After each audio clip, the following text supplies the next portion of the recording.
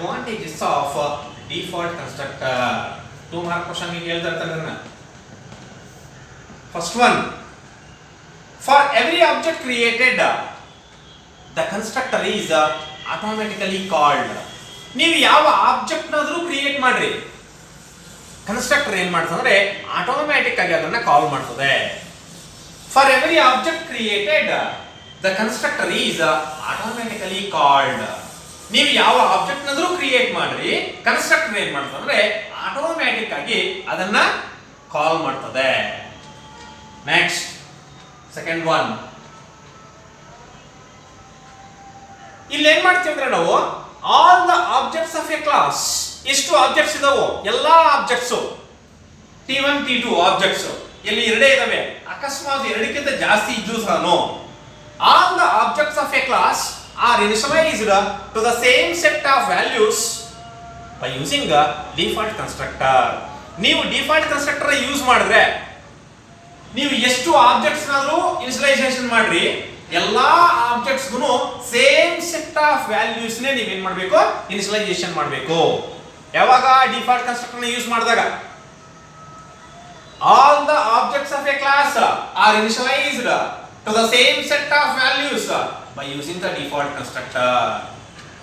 Default constructor ನ use ಮಾಡಿದ್ರ ಅಂದ್ರೆ ಎಷ್ಟು ಆಬ್ಜೆಕ್ಟ್ಸ್ ಇದಾವೋ ಎಲ್ಲಾ ಆಬ್ಜೆಕ್ಟ್ಸ್ ಗೂ ಸೇಮ್ ಸೆಟ್ ಆಫ್ ವ್ಯಾಲ್ಯೂಸ್ ನೇ ನೀವು ಏನ್ ಮಾಡಬೇಕು, ಇನಿಷಿಯಲೈಸೇಷನ್ ಮಾಡಬೇಕು.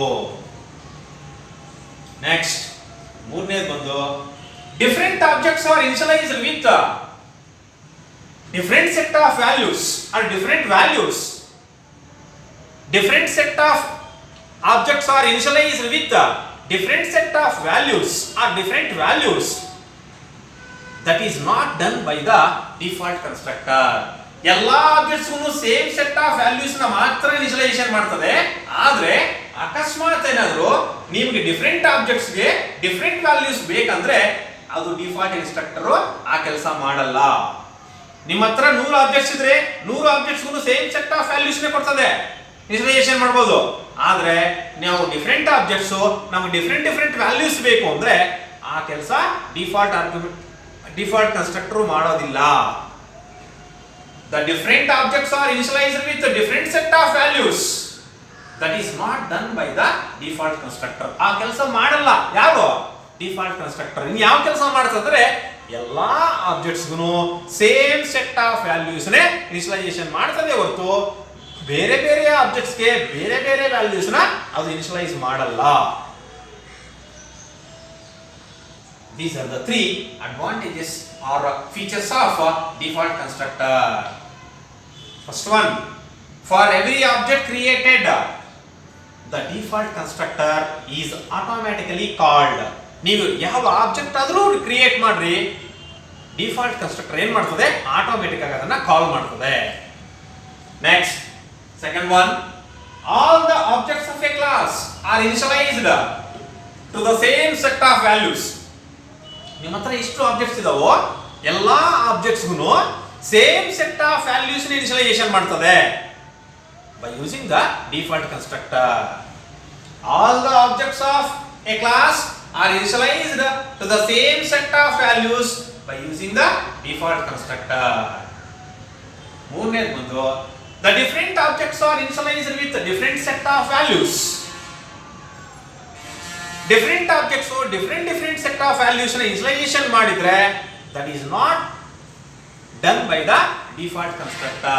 ಆ ಕೆಲಸ ಯಾರು ಮಾಡಿರಲ್ಲ, ಡಿಫಾಲ್ಟ್ ಕನ್ಸ್ಟ್ರಕ್ಟರ್ ಆ ಕೆಲಸ ಮಾಡೋದೇ ಇಲ್ಲ. Then what are the drawbacks or disadvantages of default constructor? First one, when all the objects of a class are initialized to the same set of values,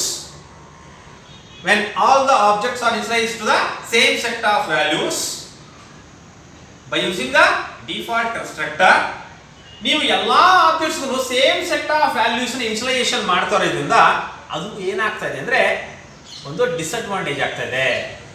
possibility ಕೊಡ್ಬೇಕು ನೀವಲ್ಲಿ ಏನು ಅಂದ್ರೆ ಬೇರೆ ಬೇರೆ ಆಬ್ಜೆಕ್ಟ್ಸ್ ಗೆ ಬೇರೆ ಬೇರೆ ವ್ಯಾಲ್ಯೂಸ್ ನ ಇನಿಷಿಯಲೈಸೇಷನ್ ಮಾಡೋ ತರ ನೀವೇನ್ ಮಾಡ್ಬೇಕು, ಅದಕ್ಕೆ ಪಾಸಿಬಿಲಿಟಿ ಕೊಡ್ಬೇಕಲ್ಲಿ, ಚಾಯ್ಸ್ ಕೊಡ್ಬೇಕಲ್ಲಿ. when all the objects of a class are initialized to the same set of values by using the default constructor. ನೀವೇನ್ ಮಾಡ್ತಾ ಇದ್ದೀರಾ, ಎಲ್ಲಾ ಆಬ್ಜೆಕ್ಟ್ಸ್ ಗೂ ಸೇಮ್ ಸೆಟ್ ಆಫ್ ವ್ಯಾಲ್ಯೂಸ್ ಏನ್ ಮಾಡ್ತಿದ್ದೀರಾ, ಇನಿಷಿಯಲೈಸೇಷನ್ ಮಾಡ್ತಾ ಇದ್ರಿಂದ ಅದು ಡ್ರಾಬ್ಯಾಕ್. ನೋಡ್ರಿ ಅಡ್ವಾಂಟೇಜ್ ಆಗ್ತಾ ಇದೆ. ಇನ್ನೊಂದು ಏನ್ ಹೇಳ್ತಾನೆ, ಆ ತರ ಮಾಡೋದ್ರಿಂದ ನಿಮ್ಗೆ ಏನಾಗ್ತಾ ಇದೆ, ಅಲ್ಲಿ ಡಿಸ್ಅಡ್ವಾಂಟೇಜ್ ಆಗ್ತಾ ಇದೆ. Next second one, same condition. It is not possible to initialize different objects with different values.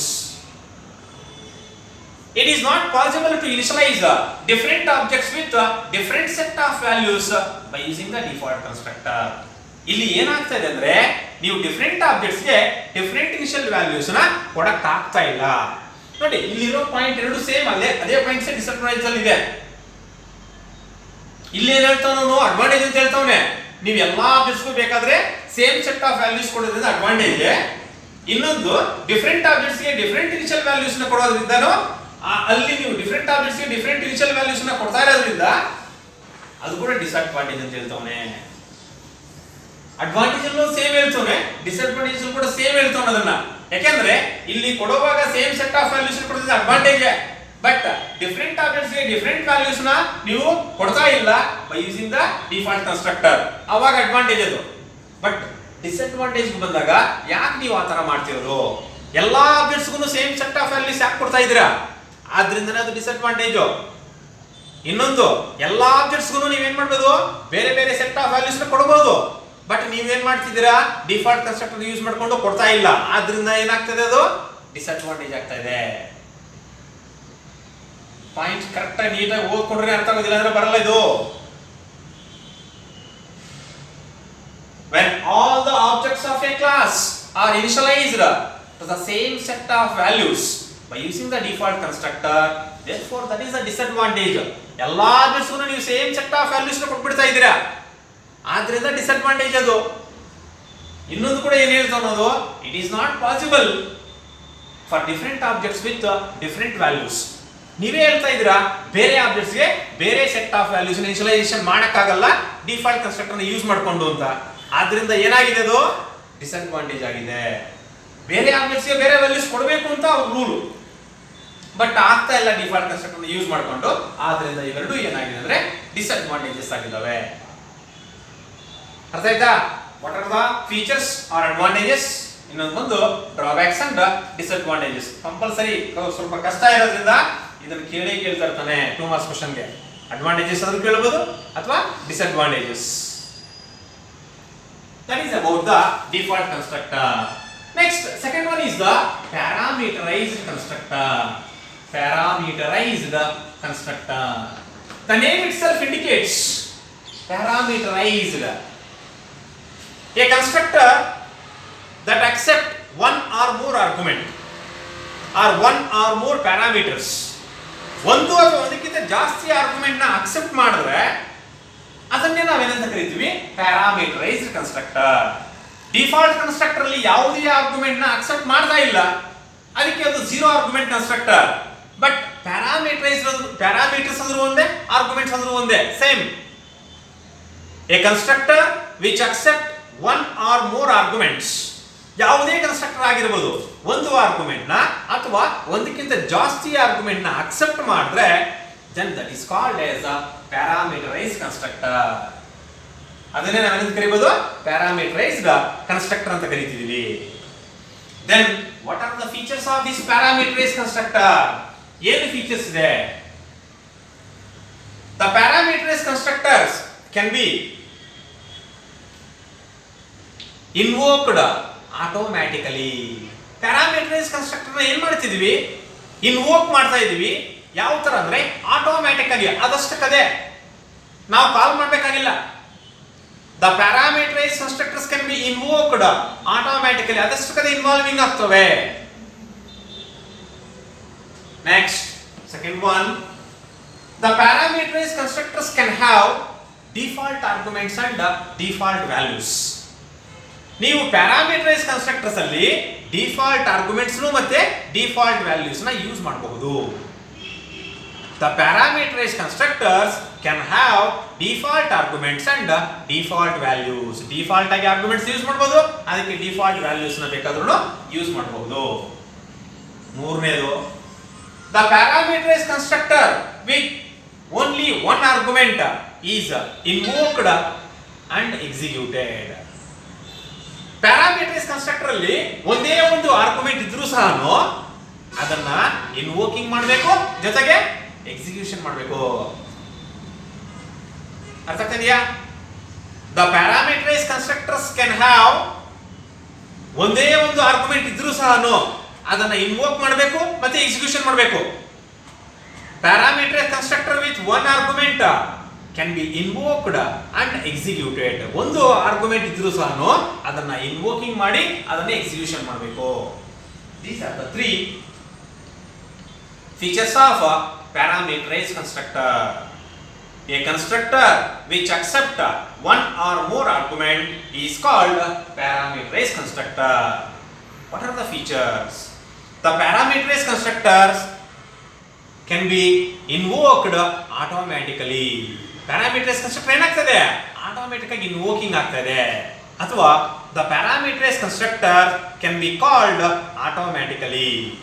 Automatic ಆಗಿ ನಾವು ಏನು ಮಾಡಬಹುದು, ಅದನ್ನ ಇನ್ವೋಕಿಂಗ್ ಮಾಡಬಹುದು, ಕಾಲ್ ಮಾಡಬಹುದು. Second one, the parameterized constructors can have default arguments and default values. Parameterized constructors ಗೆ default arguments ಮತ್ತೆ default values ನ ಕೊಡಬಹುದು.